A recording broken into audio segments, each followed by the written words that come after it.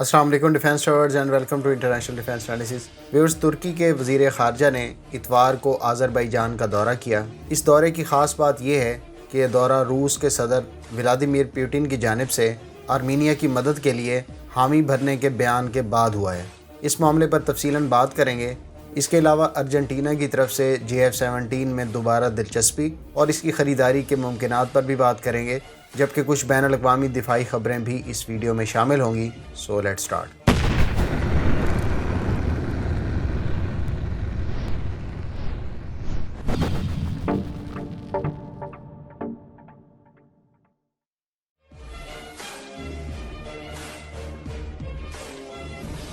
Viewers, Armenia کے وزیر اعظم نے روسی صدر ولادیمیر پوٹن کو خط لکھ کر ناگورنو قراباخ کے معاملے پر محاذ رائی میں مدد طلب کی، جس کے جواب میں روس کی جانب سے ہفتے کے روز یہ کہا گیا کہ اگر حالیہ لڑائی آرمینیا تک پہنچ جاتی ہے تو روس معاہدے کے تحت آرمینیا کو ہر قسم کی مدد فراہم کرنے کے لیے تیار ہے۔ جبکہ اس سے اگلے روز ہی ترکی کے وزیر خارجہ کا آذربائیجان کا دورہ اس طرف اشارہ ہے کہ ترکی پہلے کی طرح اب بھی اس معاملے پر آذربائیجان کے ساتھ کھڑا ہے، چاہے اس محاذ رائی میں کوئی بھی اس کے مقابلے میں کود پڑے۔ آرمینیا کے وزیر اعظم کی جانب سے روس کو لکھے جانے والے خط کے معاملے پر آذربائیجان کے صدر نے کہا ہے کہ یہ خط شکست کو قبول کرنے کے مترادف ہے، تاہم آرمینیا اس شکست کو عملی طور پر ماننے کے لیے تیار نہیں۔ ویورز، آپ کو ناگورنو قراباخ کے بارے میں پس منظر بتاتا چلوں۔ یہ علاقہ آذربائیجان کا عالمی سطح پر تسلیم شدہ حصہ ہے۔ تقریباً 44,000 مربع کلومیٹر اس علاقے کی آبادی 2013 کی مردم شماری کے مطابق 1,50,000 سے زائد نفوس پر مشتمل ہے۔ 1998 سے 1994 میں ہونے والی آذربائیجان اور آرمینیا کی جنگ کے بعد سے یہ علاقہ آرمینیا کے کنٹرول میں ہے۔ آذربائیجان نے اپنے اس علاقے کو آرمینیا کے قبضے سے چھڑوانے کے لیے حالیہ کارروائی کا آغاز 27 ستمبر 2020 کو کیا۔ اس حالیہ کارروائی کے بعد سے اب تک اس علاقے میں 200 سے زائد دیہات آذربائیجان نے اپنے کنٹرول میں کر لیے ہیں۔ اس شکست کو دیکھتے ہوئے آرمینیا نہ صرف روس کی طرف دیکھ رہا ہے، بلکہ آذربائیجان کے حکام کا دعویٰ ہے کہ آرمینیا نے اس کے ایک اور علاقے جو جغرافیائی اعتبار سے آذربائیجان سے الگ ہے، وہاں پر بھی حملہ کیا ہے۔ ویورز، ماہرین اس محاذ رائی پر پہلے ہی اس بات کی طرف اشارہ کر چکے ہیں کہ یہ لڑائی ترکی اور روس کو آمنے سامنے لے کر آئے گی۔ تاہم روس کے صدر کے اس بیان کو غور سے دیکھا جائے تو اس میں یہ کہا گیا ہے کہ اگر لڑائی آرمینیا کی طرف بڑھتی ہے تو پھر روس اس کی مدد کرے گا۔ لہٰذا اس سے تو یہ لگتا ہے کہ روس ناگورنو قراباخ کے معاملے پر آرمینیا کی مورل سپورٹ کے علاوہ کچھ نہیں کرے گا۔ آپ کے اس بارے میں کیا تاثرات ہیں، اس کا اظہار کمنٹ باکس میں ضرور کریں۔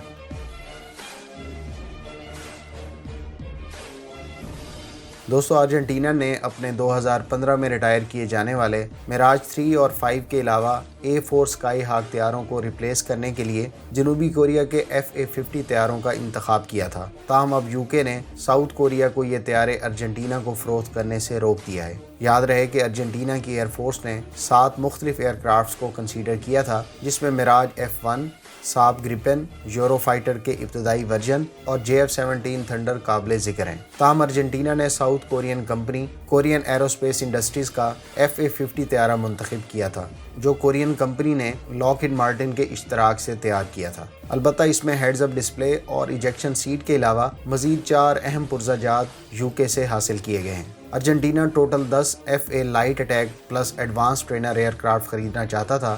یہ aircraft AIM-9 short range air to air missile, MK-82 air to ground bomb اور AGM-65 میزائل کے علاوہ 20 ملی میٹر کی انٹرنل گن سے لیس ہے۔ اطلاعات کے مطابق ارجنٹینا کو ایک ایئر کرافٹ $20 ملین کی قیمت پر ملنے تھے۔ کوریا کی طرف سے UK کے منع کرنے پر اس فروخت کو روکے جانے کی وجہ سے اب ایک مرتبہ پھر JF-17 تھنڈر کی راہ ہموار ہوئی ہے، اور مستقبل میں اس طرح کی رکاوٹ سے بچنے کے لیے اس بات کے قوی امکان موجود ہیں کہ ارجنٹینا JF-17 تھنڈر کا انتخاب کرے۔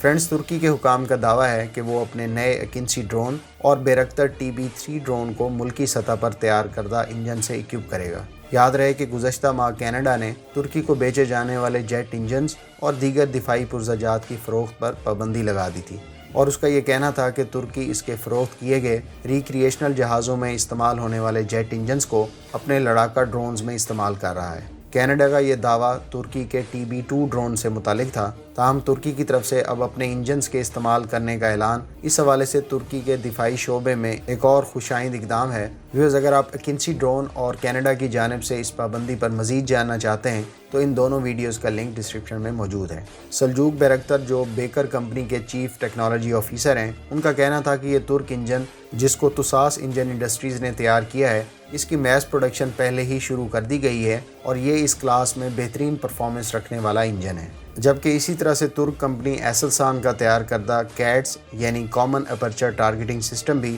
ترک آرم ڈرونز پر نصب کیا جائے گا اور اس کی میس پروڈکشن پہلے ہی شروع کر دی گئی ہے۔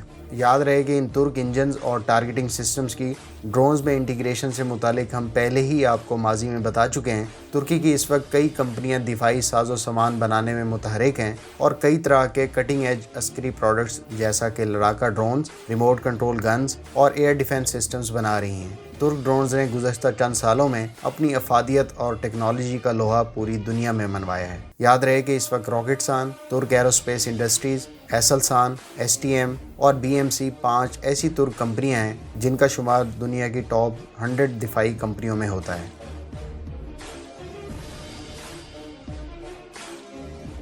ویورز، جاپان 9000 ٹن ڈسپلیسمنٹ کی حامل ڈسٹرائر بنانے کا منصوبہ بنا رہا ہے۔ یہ پلان اس کے ساحل پر موجود امریکی کمپنی لاکہیڈ مارٹن کے تیار کردہ ایجس اشور نامی بیلسٹک میزائل ڈیفنس سسٹم کو ریپلیس کرنے کے تناظر میں بنایا گیا ہے۔ اطلاعات کے مطابق اگر یہ منصوبہ پایا تکمیل تک پہنچا تو یہ جاپان کی سیلف ڈیفنس فورس کی سب سے بڑی گائیڈڈ میزائل ڈسٹرائر ہوگی۔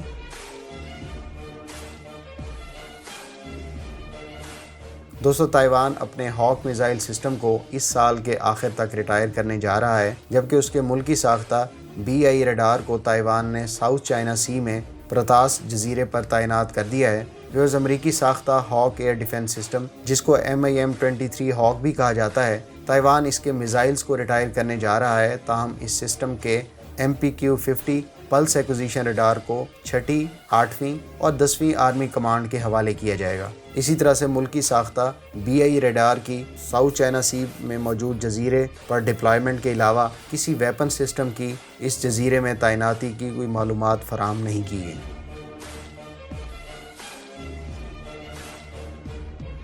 ویورز، ایک اور خبر کے مطابق امریکہ اپنے سی گارڈین ڈرونز بھی تائیوان کو فروخت کرنے جا رہا ہے۔ اس حوالے سے کانگریس کی اپروول جلد متوقع ہے۔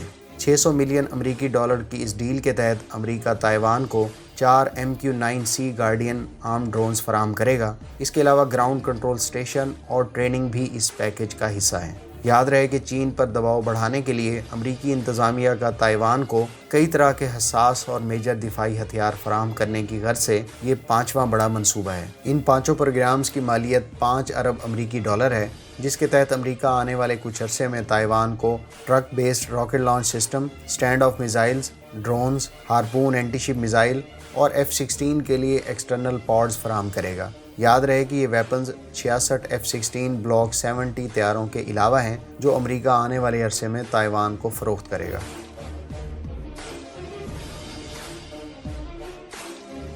ویورز، فرینچ کمپنی ڈیسالٹ 3 مزید رفال فائٹر جیٹس اس ہفتے انڈیا کو فراہم کر دے گی۔ اطلاعات کے مطابق یہ ایئرکرافٹس فرانس سے نان سٹاپ ہندوستان پہنچیں گے اور اس 8 گھنٹے کی فلائٹ کے لیے ان کو 3 مرتبہ فرینچ ایئر فورس کے ایئر ریفیولرز ٹینکر طیارے فضا میں ریفیول کریں گے۔ اگر آپ بھارت کی رفال خریداری اور پاک فضائیہ کی اس سے متعلق تیاری کے بارے میں جاننا چاہتے ہیں تو اس تفصیلی ویڈیو کا لنک ڈسکرپشن میں موجود ہے۔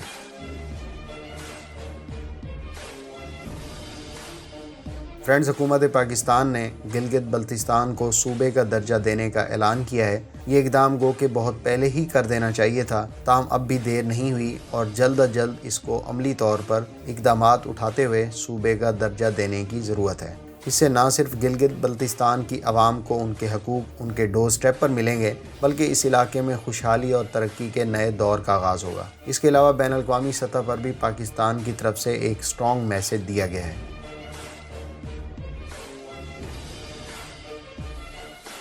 دوستو، چائنا نے حال ہی میں اپنا ونگ لانگ سیریز کا ونگ لانگ 10 ڈرون متعارف کروایا ہے۔ اطلاعات کے مطابق یہ ڈرون 4000 کلومیٹر کی رینج تک 20 گھنٹے فضا میں رہ کے اپنے آپریشن سر انجام دے سکتا ہے۔ اس ڈرون کو ریکانیسنس، सर्वेलेंस और अटैक तीनों तरह के मकासद के लिए इस्तेमाल किया जा सकता है। ब्रोशर में दिखाए गए वेपन्स के लिहाज से देखें तो ये ड्रोन मुख्तलिफ किस्म के air to ground weapons carry कर सकता है, जिसमें top of the list blue arrow 7 नामी एयर टू ग्राउंड मिसाइल है जिसकी रेंज 10 किलोमीटर है, जबकि इसके अलावा YZ-212 laser guided bomb, YZ-102 anti personal bomb और 50 किलोग्राम वजनी LS-6 नामी मिनिएचर गाइडेड बॉम्ब भी कैरी कर सकता है। व्यूअर्स, अगर आप इस सीरीज़ के विंग लॉन्ग 2 ड्रोन के बारे में जानना चाहते हैं तो इस वीडियो का लिंक डिस्क्रिप्शन में मौजूद है। उम्मीद है इस वीडियो से आपकी इन्फॉर्मेशन में इजाफा होगा। मिलते हैं नेक्स्ट वीडियो के साथ। अपनी दुआओं में याद रखिएगा। अल्लाह हाफिज़। पाकिस्तान जिंदाबाद।